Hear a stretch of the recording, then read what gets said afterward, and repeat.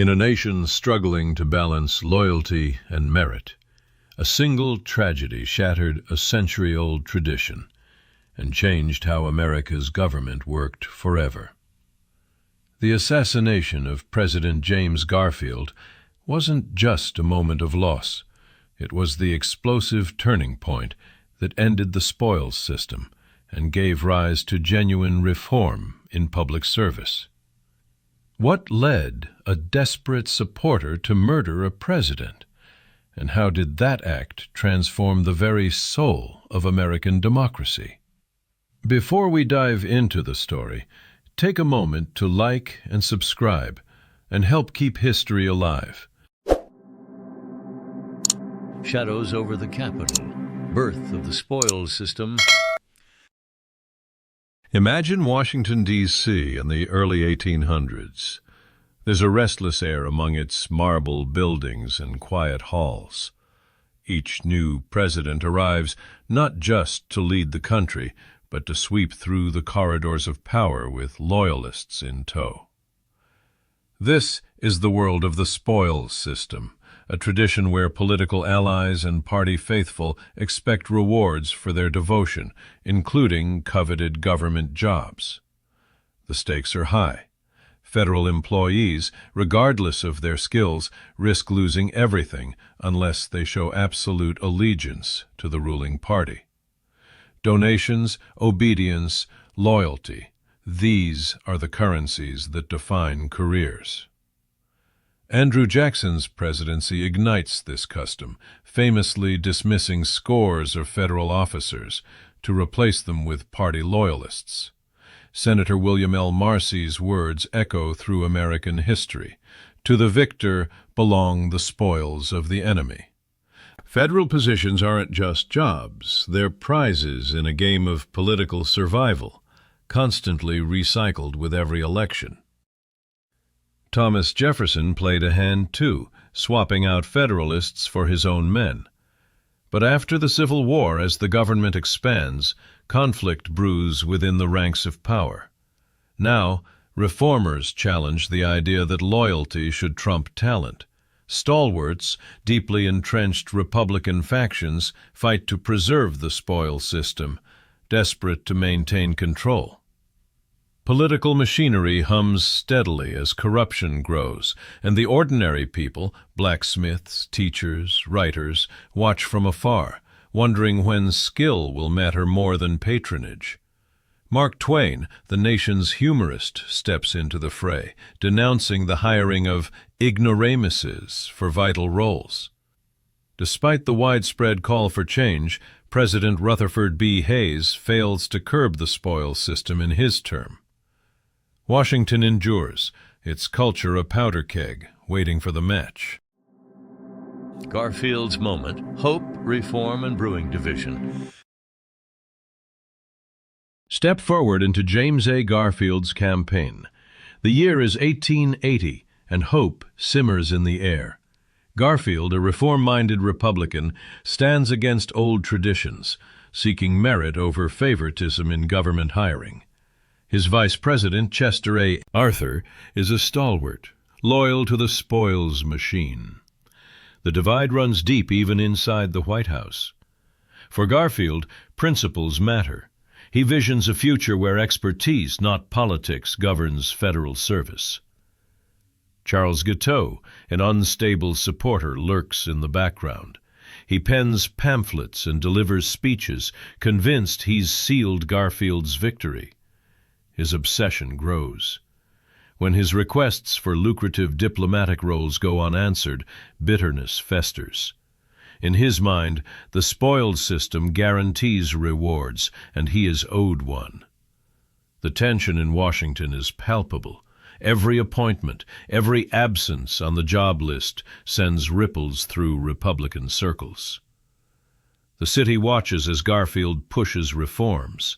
Journalists whisper about promises broken and desperate men left out. Meanwhile, the president navigates political minefields, aware that every step away from patronage is a step toward bitter resistance.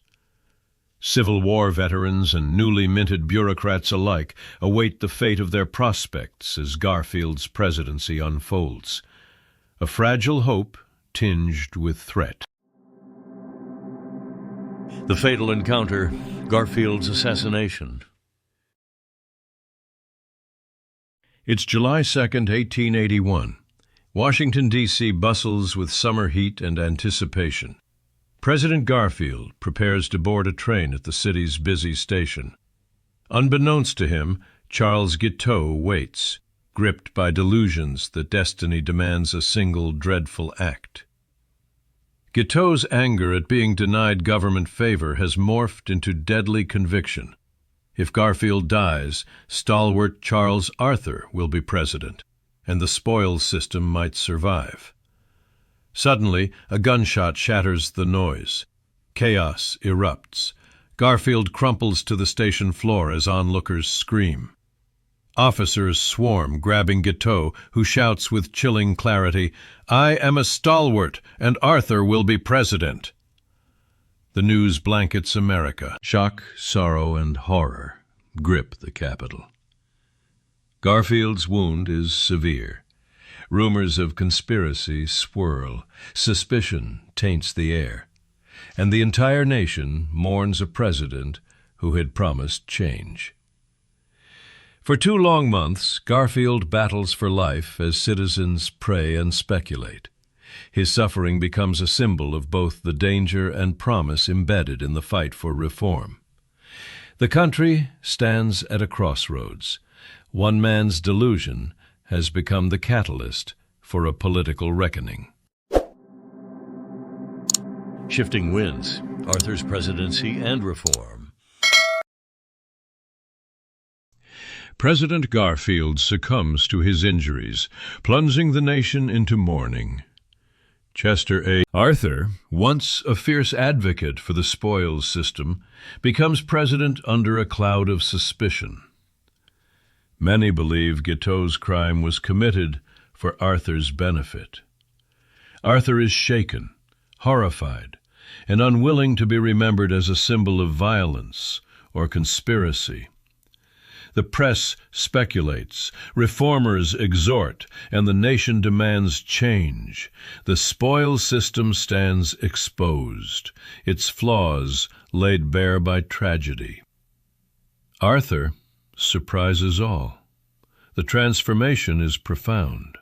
Against the expectations of his stalwart allies, he pushes for reform with a clarity rooted in loss.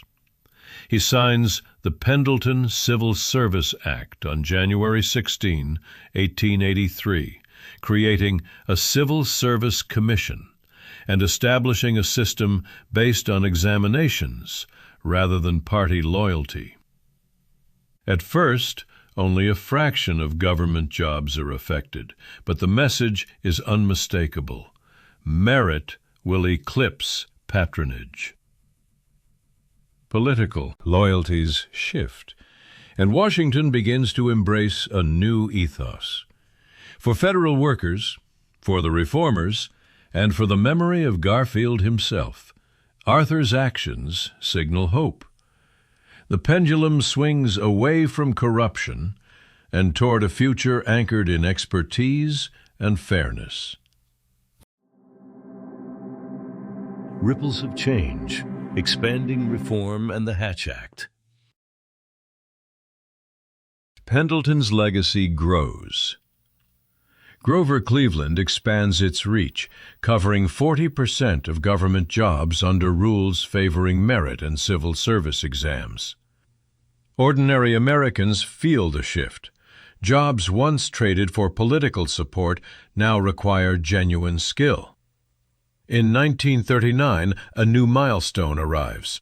The Hatch Act restricts federal employees from political campaigns and donations, guarding against old abuses. Federal offices stabilize. Presidents may come and go, but the machinery of governance now values talent and continuity. The reforms ripple outward, influencing hiring, ethics, and the everyday work of thousands. The battle over patronage recedes into history. replaced by a culture of professional responsibility. Americans begin to trust that competency, not party, guides their government's decisions. Newsrooms and households debate the system's strengths and remaining flaws. But the transformation is undeniable. The story of Garfield, of Arthur, of legislative courage, these become cautionary tales and reminders of what a single tragedy can do to reshape a nation's future.